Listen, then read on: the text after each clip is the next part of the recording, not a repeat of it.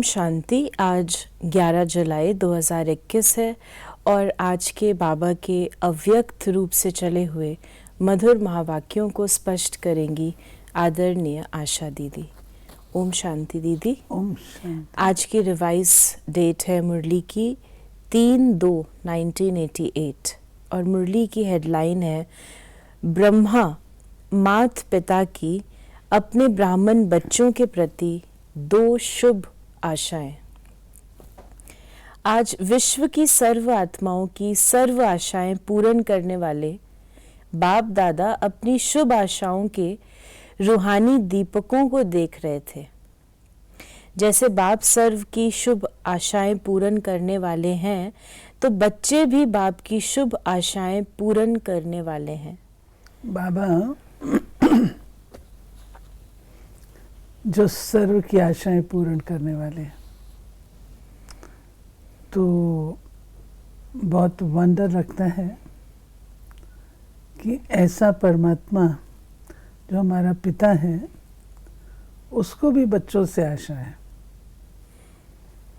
और वंडरफुल बात यह है, जानी जाननहार होने के नाते सब कुछ जानता है, उसके बाद भी कहता है कि मेरे को आपसे 2 आशाएं। सदा जगा हुआ दीपक प्यारा लगता है, अगर बार बार टिमटिमाता दीपक हो तो कैसा लगेगा। बाप की सर्व आशाओं को पूर्ण करने वाले अर्थात सदा जगमगाते हुए दीपकों को बाप दादा भी देख हर्षित होते हैं। तो बाप दादा की आपस में रूह रेहान चल रही है। बाप दादा के सामने सदा कौन रहते हैं? बच्चे रहते हैं ना, तो रूह रूहान भी बाप बच्चों की ही करेंगे। शिव बाप ब्रह्मा से पूछ रहे थे कि बच्चों के प्रति अब तक कोई शुभ आशाएं हैं, तो ब्रह्मा ने बोला कि बच्चे नंबरवार अपनी शक्ति प्रमाण, स्नेह प्रमाण, अटेंशन प्रमाण सदा बाप की शुभ आशाओं को पूर्ण करने में लगे हुए जरूर हैं। हर एक की दिल में उमंग उत्साह जरूर है। जबकि बाप ने हमारी सर्व आशाएं पूर्ण की हैं, तो हम भी बाप की सर्व आशाएं पूर्ण करके ही दिखाएंगे। लेकिन करके दिखाने में नंबरवार बन जाता है। सोचना और करके दिखाना, इसमें अंतर पड़ जाता है। कोई कोई बच्चे ऐसे भी हैं जो सोचना और करके दिखाना इसमें समान है, लेकिन सभी ऐसे नहीं हैं। तो बाबा की आशा कि बच्चे सोचना और करना समान रखें। जिस समय बाप के स्नेह और बाप द्वारा प्राप्तियों को स्मृति में लाते हैं कि बाप ने क्या बनाया और क्या दिया, तो स्नेह स्वरूप होने के कारण बहुत उमंग उत्साह में उड़ते हैं कि बाप ने जो कहा है वो मैं ही करके दिखाऊंगा। लेकिन जब सेवा के व संगठन के संपर्क में आते हैं अथवा प्रैक्टिकल करने के लिए कर्म में आना पड़ता है, तो कहाँ संकल्प और कर्म समान हो जाता है, अर्थात वही उमंग उत्साह रहता है। और कभी कर्म में आने समय संगठन के संस्कार व माया व प्रकृति द्वारा आए हुए सर्कमस्टांस रूपी पेपर कहाँ मुश्किल अनुभव कराते। इसलिए स्नेह से जो उमंग उत्साह का संकल्प रहा, वो सर्कमस्टांस के कारण, संस्कार के कारण करने में अंतर डाल देता है। ये बाबा ने जो आशा अपनी रखी संकल्प और कर्म में समानता, ये बच्चों की हो जाए। और सच्चाई की बात यह है कि हम बच्चे भी यही चाहते हैं, जो हम सोचे वही हम करें। लेकिन जो बीच में बाबा ने कहा संगठन में जब आते हैं, तो सोचते हैं बहुत अच्छा है, लेकिन जब उसको प्रैक्टिकल में लाना शुरू करते हैं, एक दूसरे के साथ व्यवहार में आते हैं, तो क्या होता है, तो हम एक दूसरे से ईगो क्लैशेस में आते हैं, संस्कारों के टकराव में आते हैं। तो जो सोचा था, मानो मैं सोचती मैं शुभ भावना रखूंगी सबके प्रति, अब कोई ऐसा व्यक्ति आ गया तो मन में क्या आता है, क्लैश हुआ, मन में आता है इसके प्रति शुभ भावना रखो। तो सोचना और करना इकट्ठा नहीं हुआ ना। वो जो बीच में आ जाता है दीवार, उसको तोड़ने की ज़रूरत होती है। फिर सोचते हैं अगर ये नहीं होता तो बहुत अच्छा होता। अगर और मगर के चक्कर में आ जाते हैं, होना तो ये चाहिए लेकिन ऐसा हुआ इसलिए ये हुआ, इस अगर मगर के चक्र में आ जाते हैं, इसलिए उमंग उत्साह का संकल्प और प्रैक्टिकल कर्म में अंतर हो जाता है। तो ब्रह्मा बाप बच्चों के प्रति विशेष 2 आशाएं सुना रहे थे, क्योंकि ब्रह्मा बाप को साथ भी ले जाना है और साथ रहना भी है। शिव बाप तो साथ ले जाने वाला है, राज्य में व सारे कल्प में साथ नहीं रहना है। वो सदा साथ रहने वाला है और वो साक्षी हो देखने वाला है। 2 है ना हमारे, निराकारी पिता और साकारी। तो निराकारी शिव बाबा वो सारा कल्प साथ हैं, लेकिन हमको साथ ले जाते हैं। ब्रह्मा साथ नहीं ले जा सकता, परंतु हमारा ब्रह्मा हमारे साथ रहता है पूरा कल्प। निराकार बाबा साथ ले जाता है वापस, परंतु फिर साथ पूरा कल्प नहीं रहता है। पहले भी सुनाया था ना, बच्चे माँ बाप दोनों के होते हैं, लेकिन फिर भी माँ का विशेष स्नेह बच्चों से रहता है, क्योंकि पालना के निमित्त माँ बनती है। बाप समान बनाने वाली निमित्त माँ होती है, इसलिए माँ की ममता गाई हुई है। ये शुद्ध ममता है, मोह वाली नहीं, विकार वाली नहीं। जहाँ मोह होता है वहाँ परेशान होते हैं, और जहाँ रूहानी ममता कहो, स्नेह कहो, वो होगा तो माँ का बच्चों के प्रति शान होगा, परेशान नहीं होगा। तो ब्रह्मा माँ कहो, बाप कहो, दोनों रूप से बच्चों के प्रति कौन सी विशेष आशा है? एक बाप प्रति आशा और दूसरी ब्राह्मण परिवार के प्रति शुभ आशा है। बाप प्रति शुभ आशा है कि जैसे बाप दादा साक्षी भी है और साथी भी है, ऐसे बाप दादा समान साक्षी और साथी, समय प्रमाण दोनों ही पाठ सदा बजाने वाले महान आत्मा बने। तो बाप साक्षी और साथी, साक्षी माना ऑब्जर्व करने वाले, कार्य चल रहा है, ड्रामा चल रहा है, उसको साक्षी हो करके देखते रहना, नॉन इंटरफेयरिंग। जो बीच में अपनी बुद्धि डाले, बीच में इंटरफेयर करे, वो नहीं, साक्षी होके देखो। और दूसरा, बाबा को साथी अपने साथ रखो। जब बाबा को साथी बना करके रखते हैं तो साक्षी अवस्था भी हमारी सहज होती है। तो बाबा ने कहा, तो बाप प्रति शुभ आशा हुई, बाप दादा समान साक्षी और साथी बनना। एक बात में बाप दादा दोनों बच्चों से पूर्ण संतुष्ट है। हर बच्चे का बाप दादा से स्नेह अच्छा है। बाप दादा से स्नेह कभी टूटता नहीं, और स्नेह के कारण चाहे शक्तिशाली बन, चाहे यथाशक्ति बन चल रहे हैं। स्नेह का धागा मजबूत तो बाबा है। पास कर देते हैं ना बच्चों को। फिर बाबा ने जो दूसरी आशा एक बाप प्रति, फिर बाबा ने कहा कि विजयी बनने के लिए एक बैलेंस की आवश्यकता है। याद और सेवा का बैलेंस तो सदा सुनते रहते हैं, लेकिन याद और सेवा का बैलेंस चाहते हुए भी रहता क्यों नहीं है? समझते हुए भी कर्म में क्यों नहीं आता है? उसके लिए एक और बैलेंस की आवश्यकता है। वही बैलेंस ब्रह्मा बाप की दूसरी आशा है। एक आशा तो बाप प्रति हुई, समान बनने की। दूसरी आशा परिवार प्रति है। वो है हर ब्राह्मण आत्मा प्रति सदा शुभ भावना, शुभ कामना कर्म में रहे, सिर्फ संकल्प तक व चाहना तक नहीं।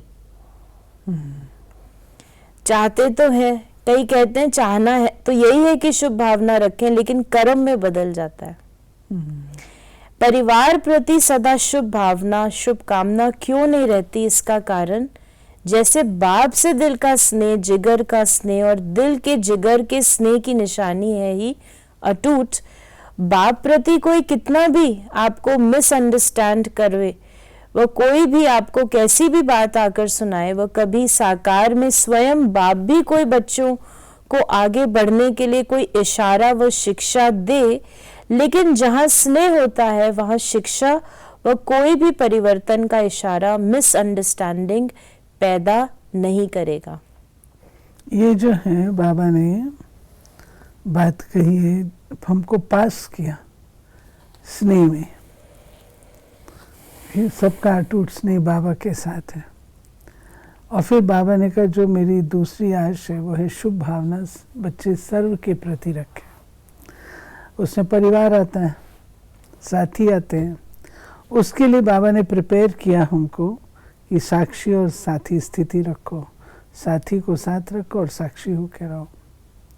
फिर यहाँ शुभ भावना तो रखते हैं, लेकिन जब कर्म में आते हैं तो वो बाबा कहते रह जाती है, टूट जाती है। इसको बाबा कहता है कि देखिए जहाँ स्नेह होता है वहाँ पर विश्वास होता है, निश्चय होता है। तो यहाँ पर परिवार में बच्चों का पारस्परिक स्नेह दिखाई नहीं देता, इसलिए जो है वो उसमें संगठन में क्लैश वगैरह होता है। तो बाबा ने जो बात कही है कि ये जो बात थी बाबा की लास्ट, हर ब्राह्मण आत्मा प्रति शुभ भावना, उसमें कमी आ जाती है।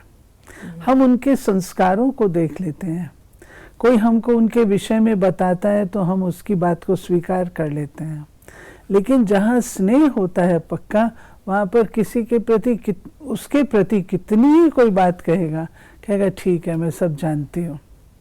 और वहाँ पर जो है जहाँ पे नहीं होता है तो शुभ भावना काम नहीं करती, वो फिर मिसअंडरस्टैंडिंग में आ जाते हैं।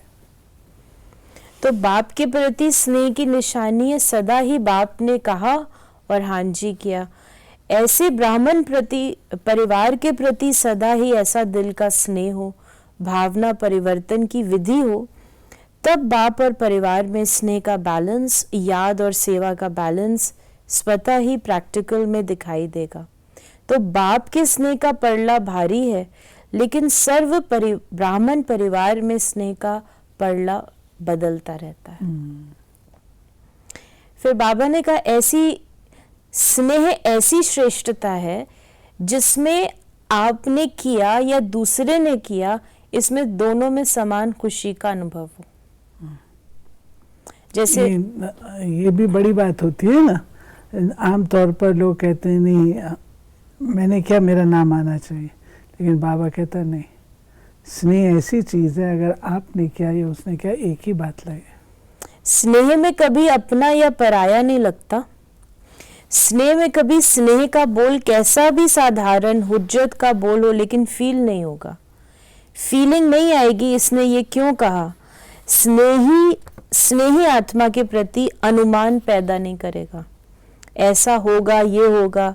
सदा स्नेही के प्रति फेथ होने के कारण उसका हल्का बोल भी ऐसा लगेगा कि इसमें अवश्य कोई मतलब से कहा होगा, बेमतलब व्यर्थ नहीं लगेगा। जहां स्नेह होगा वहां फेथ जरूर होगा। तो स्नेह नहीं तो फेथ भी नहीं होगा। तो ब्राह्मण परिवार के प्रति स्नेह व फेथ होना, इसको कहते हैं बाप ब्रह्मा बाप की दूसरी आशा पूर्ण करना। फेथ, 3 चीजें आई हैं, प्रेम, स्नेह, विश्वास और फेथ, ट्रस्ट जिसको हम कहें।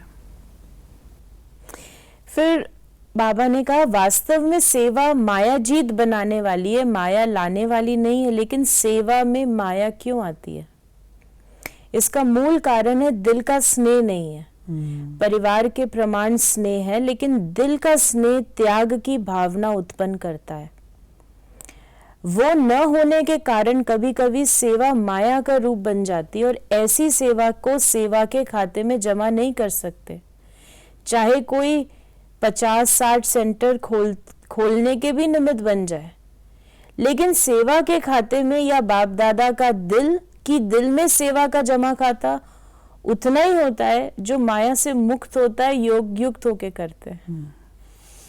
किसके पास 2 सेंटर हैं, देखने में 2 सेंटर की इंचार्ज आती है, लेकिन कोई 50 सेंटर की इंचार्ज दिखाई दे, लेकिन अगर 2 सेवा केंद्र भी निर्विघ्न है, माया से, हलचल से, स्वभाव संस्कार के टक्कर से मुक्त हैं, तो 2 सेंटर वाले का भी 50 सेवा केंद्र वाले से ज्यादा सेवा का खाता जमा है। इसमें खुश नहीं हो जाओ मेरे 30 सेंटर्स हैं, 40 सेंटर्स हैं, लेकिन माया से मुक्त कितने सेंटर्स हैं। सेंटर भी बढ़ाओ, माया भी बढ़ाओ, ऐसी सेवा बाप के रजिस्टर में जमा नहीं होती है। आप सोचेंगे हम तो बहुत सेवा कर रहे हैं, दिन रात नींद भी नहीं करते। हम सबके आंख खोलने वाली बात है, जो सेवा केंद्र खोले, सेवा केंद्र खोले, लेकिन सेवा केंद्र जो खोले उनको निर्विघ्न भी तो रखना है, माया मुक्त रखना है, हेल्दी रखना है, उनकी पालना विशेष करनी है, वो सब चीज़ें तब तो बाबा के रजिस्टर में होगा। अगर सेंटर खोलते जाइए, संख्या बढ़ाते जाइए, क्वालिटी कुछ ना हो तो क्या फ़ायदा। आप सोचेंगे हम तो बहुत सेवा कर रहे हैं, दिन रात नींद भी नहीं करते, खाना भी एक बार बना के रात को खा लेते हैं, इतना बिजी रहते हैं, लेकिन सेवा के साथ साथ माया में भी तो बिजी नहीं रहते। ये क्यों हुआ, ये कैसे हुआ, इसने क्यों किया, मैंने क्यों नहीं किया, मेरा हक, तेरा हक, लेकिन बाप का हक कहाँ गया। सेवा अर्थात जिसमें स्व और सर्व के सहयोग व संतुष्टता का फल प्रत्यक्ष दिखाई दे। अगर सर्व की शुभ भावना, शुभ कामना का सहयोग व संतुष्टता प्रत्यक्ष फल के रूप में नहीं प्राप्त होती, तो चेक करो क्या कारण है, फल क्यों नहीं मिला, और विधि को चेंज करो। सिर्फ अपनी दिल को खुश नहीं करो कि मैं बहुत अच्छी सेवा कर रही हूँ, लेकिन बाप की दिल खुश करो और ब्राह्मण परिवार के दिल की दुआएं लो। ऐसी सेवा बाबा ने सेवा के बारे में स्पष्ट किया। आज का वरदान है, ड्रामा की पॉइंट के अनुभव द्वारा सदा साक्षीपन की स्टेज पर रहने वाले अचल अडोल भव।